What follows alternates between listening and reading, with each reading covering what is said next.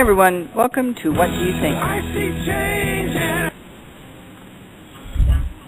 My name is Nancy Wallace, and the name of the show is What Do You Think? And today I'm going to announce this show, and next week's show will be my last live show that I will be doing on Blog Talk. I've been on here for a little while now. We've had a lot of very interesting conversations with my guests. There's a whole bunch of other interviews I have done that people can always check out. But today, I'm not going to give you the announcement about we're not going to do any bashing. We are going to try to bring as much truth to you as we can. You may not agree with this. You may not even like what we have to say. And that's all okay. It's all okay. It works well. We are trying to make sure that people understand what is going on in the world and has been going on for at least the last 100 years. So we're going to bring everything kind of up to snuff at what's gone on for the last 100 years. And my producer and myself will be the one doing the show. I do not have any guests. But if you would like to call in, make a comment or a statement, you're more than welcome to do that. So my person that's going to be talking with me today will be my producer. So let's get started. Hi, Nancy. How are you? I'm doing okay. How are you doing today? I'm doing good. Unfortunately, I've got crosstalk here. I hear you speaking. It seems like a delay, a time lag. Can you hear me now? I can hear you now, and I could hear the other talk going on and the music getting screwed up, which so that anybody who hears this understands this actually happens to us a lot. And today and next week, maybe more than ever, but that's all right. We're going to deal with it, and we're just going to keep on going, and hopefully it will help people to understand some of the truth. So where would you like to start today, Steve? Well, I would like to start with a disclaimer right now. And the disclaimer is that the reason why we've got this chatter going on, we have stereo chatter, is because the powers that be do not want me on the air today to say what I'm about to say. So for those of you that are listening, I want you to be patient with this conversation and listen very closely, because we are about to wake up America today. Good. See, I hear you in the background. So for those, I want you to be patient with this conversation and listen very closely, because we are about to wake up America today.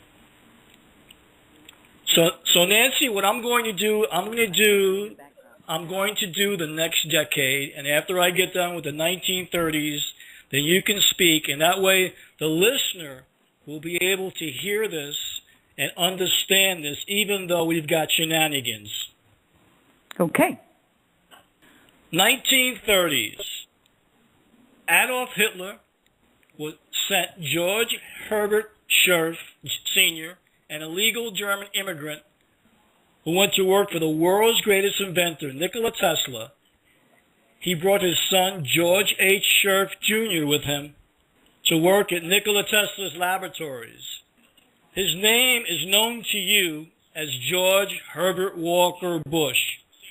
In the 1930s, the father and son began stealing Nikola Tesla's inventions and giving the information to Adolf Hitler to help win World War II. When Tesla caught young George Scherf stealing, he gave him the nickname Curious George. Okay, that's how he got his name. In 1943, Otto Skorzeny, who was a Hitler bodyguard with the help of Nazis, Reinhold Gehlen, paid a visit to Nikola Tesla's laboratory posing as United States government agents. Otto Skorzeny then strangled Nikola Tesla with the help of George Scherf, alias George Bush, and FBI Director J. Edgar Hoover, then stole all of Tesla's top secret experiments and confiscated all of his files and logs. It was then split up between the Third Reich and the United States government. In 1945, Otto Skorzeny faked the death of Adolf Hitler. He shot a look-alike, and then he and a female pilot flew Adolf Hitler to Austria. In Austria, Hitler was helped by the Vatican to secure documents and papers so that he could relocate to America under an assumed name. The name Hitler went by in America was William Coates. That's William Coates. William Coates. Then, in 1945 through 1947, Admiral Byrd took a journey to the North and South Pole. Nikola Tesla's stolen technology was being used to create UFO spacecrafts. Admiral Byrd describes in his diary a fleet of Flugerads, as he described them, that intercepted him after he entered an opening into the inner Earth. That opening can be found in the Trans-Antarctic Mountain Range in Antarctica. You can also find a video of that on my youtube.com/WebFlixGuys website. Stephen, repeat that, please. In 1945 to 1947, Admiral Byrd took a journey into the North and South Pole. Nikola Tesla's stolen technology was being used to create UFO spacecrafts. Admiral Byrd describes in his diary a fleet of Flugerads, as he described them, that intercepted him after he entered an opening into the inner Earth. That opening can be found in the Trans-Antarctic Mountain Range in Antarctica. You can also find a video that I have on my YouTube site, youtube.com/WebFlixGuy. After 1945, Hitler's former bodyguard and George A. Scherf Jr., alias George Herbert Walker Bush, helped 50,000 hunted Nazis get new identities and jobs in the CIA, FBI, United States Post Office, and other government positions. And after 1945, Allen Dulles and George Herbert Walker Bush had Bhumibol Adulyadej kill his brother King Ananda Mahadol of Thailand to ascend to the throne. Why is this important? Because once Bhumibol became king, George Bush Sr. and the CIA set up a global opium drug network, processing the opium in Thailand and then sending it to Germany, where it was then added to pharmaceutical products. In the 1960s, the money was laundered through Thailand banks. In 1960, Bhumibol came to the United States, and this is when the Obama deception was spawned. Barack Obama is really the son of Bhumibol Adulyadej of Thailand, and his mother is Queen Sirikit of Thailand. He is not born to Barack Hussein Obama from Kenya. That is all a lie, and I can prove it.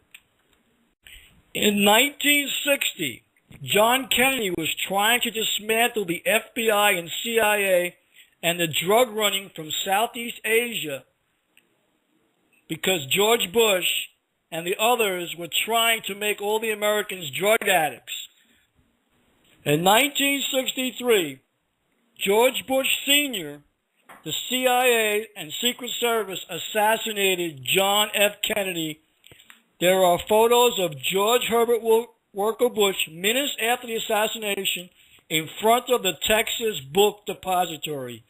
He even concocted the two Lee Harvey Oswalds, and the one that was shot was not the real Lee Harvey Oswald. He was a double. After Kennedy's death, Lyndon Baines Johnson sent 50,000 troops to Vietnam to guard over the poppy fields. This is how George Herbert Walker Bush got his nickname, Big Poppy. Guantanamo Bay in Cuba could now be used as a place to stash all of the opium. From Cuba, the drugs were flown into Homestead Air Force Base under the watchful eye of the Central Intelligence Agency.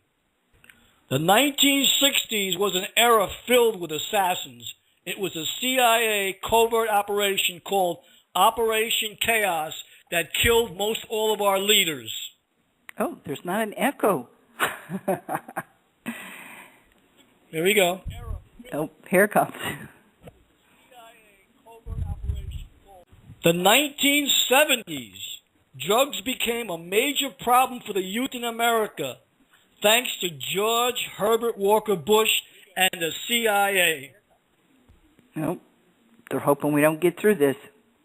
The 1980s, George Herbert Walker Bush is elected vice president, and he almost gets away with the assassination plot to kill President Ronald Reagan. In 1988, are you listening, George? George Herbert Walker Bush is elected President of the United States. The Secret Service, FBI, and CIA illegally cleared you, George, to become the 41st President of the United States, knowing that you were a Nazi spy. You were sent here by Adolf Hitler to create a Fourth Reich. In 1988, George, if you're listening, I'm sure you are, you had Adolf Hitler's vision now had become a reality. William Coates, also known as Adolf Hitler, had been living in Bethesda, Maryland, and was now in his late 90s. In 1990s, Bush was credited with a $300 billion bailout for the savings and loan banks. Bush, if you're listening, do you remember that?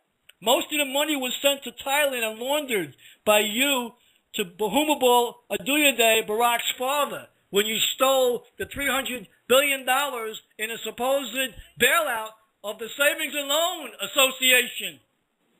Bush, let me take you down memory lane if I can. What about the screw-up with the Iran-Contra affair when you guys got caught laundering money for cocaine, where all the drugs were going to Guantanamo Bay? Do you recall that? And what about in 2000 when you devised a plan to have a public enemy number one, Osama bin Laden, and create a false flag operation and take down the World Trade Center towers with explosives, and mysteriously building number 7 goes down and is never hit by a plane. And in 2001, I went to the FBI with information about Israeli agents being involved in 9/11 that had stopped me in Montreal a couple years later, and then I became the hunted. And in 2001, George, you had Barack Obama posing in a CIA phony Taliban photo shoot, dressed, wearing a beard and a prosthetic nose, with his hand raised as though he's pledging allegiance. American people, if you're listening, and you've got this delay, that we've got this little crosstalk and delay, be patient and listen. Take out your pencils now, write down what I tell you. In 2008, I was listening to Eric Orion's interview regarding the story that was told by him by Nazi Hitler bodyguard Otto Skorzeny surrounding the identity of George Herbert Walker Bush. After reading the information, I was unable to find birth records for George Herbert Walker Bush being born in America or find his name listed on the United States 1930 census that was taken. He was not listed as one of Sheldon Prescott Bush's children on that census. And not long after that, there were attempts made on my life in 2008. Do you remember that, George? Because I remember it well.